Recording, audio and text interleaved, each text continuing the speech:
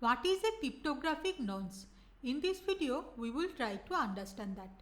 In cryptography, a nonce is a random or pseudo-random number that is used once in a cryptographic communication. A cryptographic nonce is often used in an authentication protocol to prevent replay attacks. An attacker fraudulently or maliciously repeats or delays a valid data transmission in a replay attack. If two users are communicating, an attacker can eavesdrop on the communication, steal sensitive data, and repeat or delay the data transmission fraudulently for malicious purposes. To prevent such replay attacks, authentication protocols can include a nonce in the communication.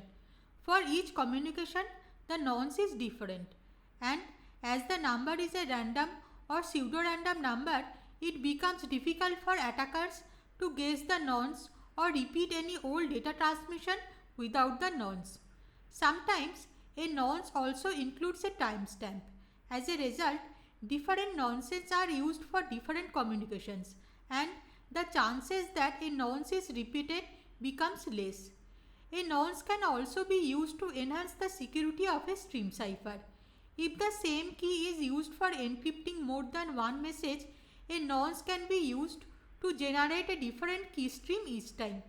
As a result, each message is encrypted with a different key stream even though the same key is used. An initialization vector also can be referred to as a nonce.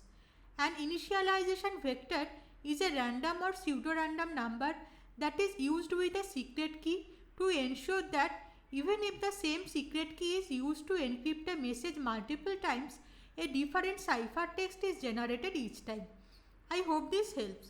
Interested viewers who want to know more, please refer to the book Cryptography and Public Key Infrastructure or visit the website of the Security Buddy. The relevant links are provided in the description. The Security Buddy also provides many cybersecurity courses. The relevant links are provided in the description. You can also subscribe to us and get notifications on recent videos.